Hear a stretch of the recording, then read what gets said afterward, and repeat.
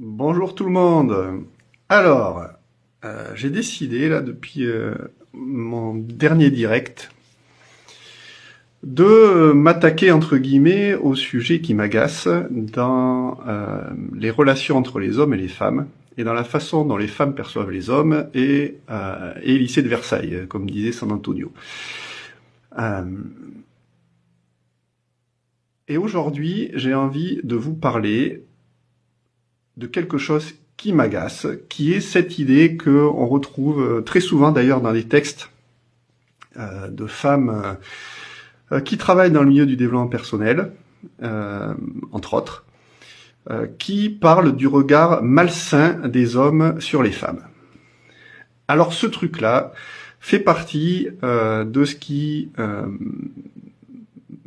me choque, qui m'embête, parce que pour moi, on confond deux choses. On confond ce qu'on ressent face à ce qui se passe à l'extérieur de soi, et puis la qualification de ce qui se passe. Et pour le dire simplement, pour moi, en fait, le regard des hommes sur une femme, le désir qu'un homme peut ressentir sur une femme, est tout sauf malsain. En fait, dans mon monde à moi, je trouve ça même extrêmement sain. Voilà. C'est un peu comme ça d'ailleurs, c'est un peu grâce à ce désir, hein, entre guillemets, hein, qu'on est tous là, parce que si les hommes arrêtaient de désirer les femmes, ça serait compliqué pour la reproduction. Alors les hommes pourraient s'amuser entre eux, on est bien d'accord, hein, mais c'est pas comme ça que l'espèce aurait survécu.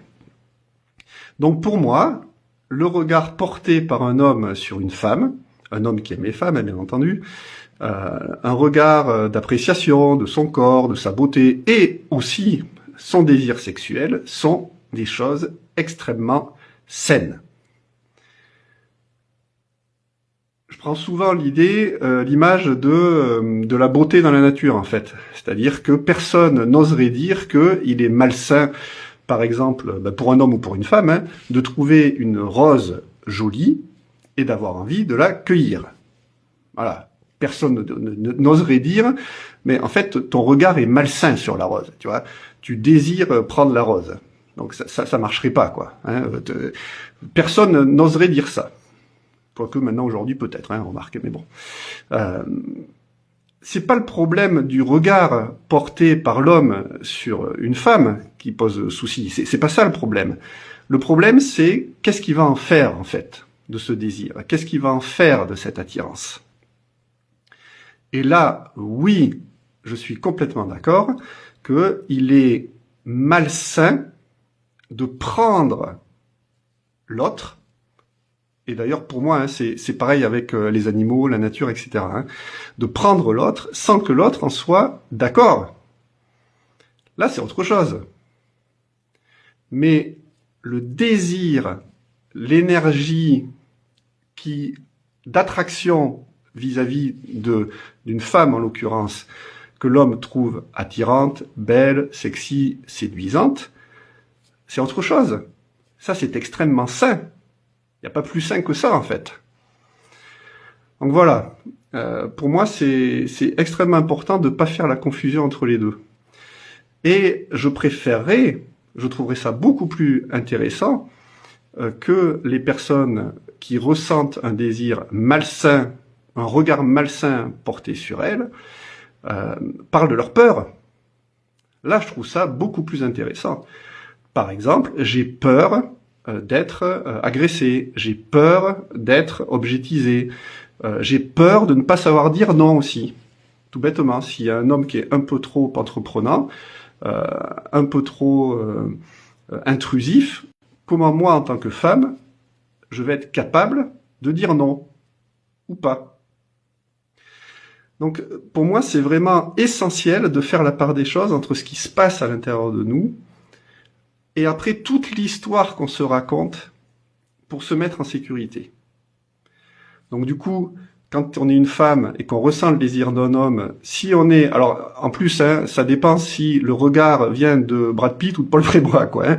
C'est-à-dire que quand c'est Brad Pitt, c'est flatteur. Quand c'est Paul Prébois, on se sent agressé. Donc là aussi, il faut aller voir ce que ça raconte hein, sur nous. Donc, je sais plus, je me suis perdu. Oui, quand on ressent un inconfort, et je vais te parler de moi, hein, moi quand je ressens un inconfort, le premier réflexe de mon ego, le premier réflexe de mes stratégies de défense, c'est de se dire qu'est-ce que l'autre a mal fait, qu'est-ce que l'extérieur a mal fait. Voilà, en quoi l'extérieur est responsable de ce que je ressens. Donc du coup, moi en tant qu'homme, si j'ai peur par exemple de la relation à la femme, si j'ai peur de m'ouvrir, si j'ai peur d'être intrusé dans mon intimité, je vais me raconter que les femmes sont intrusives. Je vais me raconter que les femmes me harcèlent. Je vais me raconter qu'elles sont castratrices. Je vais me raconter tout ça en fait. Et du coup, je pourrais dire que le regard que les femmes portent sur moi est malsain. Leur envie de me changer à tout prix est malsaine. Tiens, ma chérie, elle est malsaine quand elle cherche à me changer. Non, elle n'est pas malsaine du tout. Elle a ses intentions, ses envies, etc., qui lui appartiennent, et ça, sauf à la questionner, je ne sais pas trop ce qui se passe. En revanche, moi, j'ai mes peurs. Et si je ne suis pas capable, si je me sens pas capable de dire non, de tenir face à l'énergie qu'elle déploie pour rentrer en moi, ça c'est mon problème en fait. C'est mon histoire. Alors, pour désamorcer les commentaires éventuels, on est bien d'accord qu'un homme qui utilise sa puissance physique, qui utilise son corps, son agressivité pour agresser une femme, là, évidemment, l'acte est extrêmement malsain. Et là, la femme, il ne s'agit pas de savoir si elle est en capacité de dire non ou quoi ou qu'est-ce, quoi, hein, on est bien d'accord. Mais vraiment, je vous engage enfin, je vous invite, hein, vous faites bien comme vous voulez. En tout cas, je trouve intéressant de se poser la question, voilà, de ces histoires de saint et de malsain.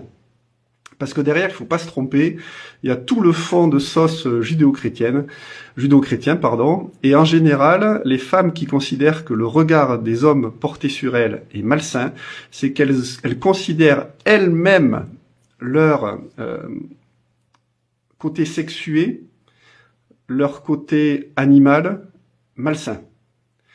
Et du coup, elles sont la plupart du temps extrêmement empêtrées avec ça, et elles transfèrent ce qu'elles pensent d'elles-mêmes à l'extérieur, et en l'occurrence à travers le regard des hommes. Voilà. Donc c'est toujours une histoire de réconciliation entre les deux énergies, d'abord en soi, et si à l'intérieur de soi on n'est pas en paix, si on n'a pas compris les dynamiques, si on n'est pas en accord avec son corps, si on ne s'est pas réconcilié avec son corps, qu'on soit un homme ou une femme, alors on va faire porter à l'extérieur la responsabilité de nos inconforts. Voilà, donc je fais court encore une fois, parce que sinon je pourrais en parler 8 heures et ça va saouler tout le monde.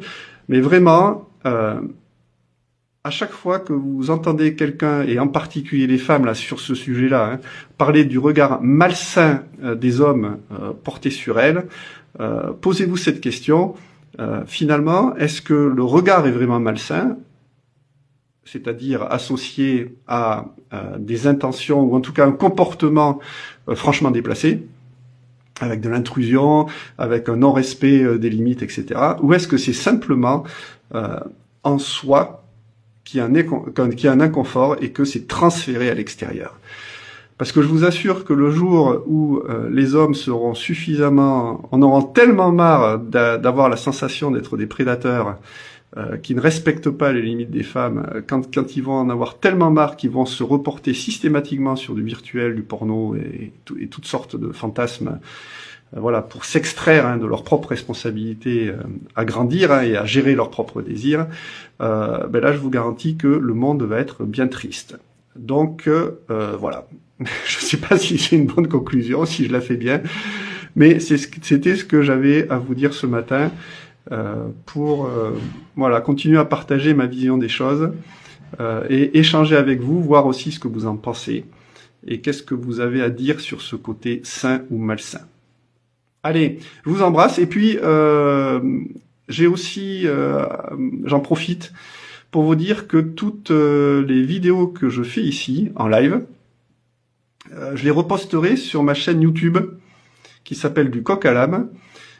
J'ai trouvé cette façon de faire, en fait, qui est pas lourde pour moi. Voilà, j'ouvre le micro, je suis en direct, je suis sans filet.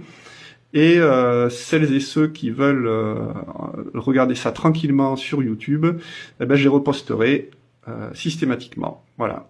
Donc n'hésitez pas si vous avez des idées de sujets. J'adore ça en fait, prendre un sujet et puis exposer ma vérité, raconter ma vérité, sachant que on est bien d'accord, hein, je la sors pas que de ma tête cette vérité. Hein, c'est-à-dire que je le rappelle, je le rappellerai pas à chaque fois, mais j'accompagne des gens depuis quand même 12 ans.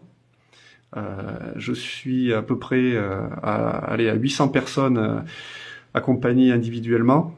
Pour de vrai, hein, c'est pas des gens dans une salle que j'ai accompagnés individuellement. Ils étaient pas 200 à chaque fois. Voilà. Donc et c'était 90% des femmes. Donc je connais un peu le monde féminin, je connais un peu les paradoxes du monde de la femme, qui sont pas pires, hein, ni moins bien, hein, ni mieux que les paradoxes du monde masculin, de l'homme. Je vais éviter de faire la confusion aussi entre féminin, femme et masculin et homme. Donc voilà, je sais un peu de quoi je parle et je sais ce qu'il y a caché derrière toutes ces stratégies de responsabilisation de l'extérieur sur ce qu'on ressent. Allez, je vous embrasse, j'arrête là, je suis trop bavard et puis je vous dis à très bientôt. Ciao, bonne journée.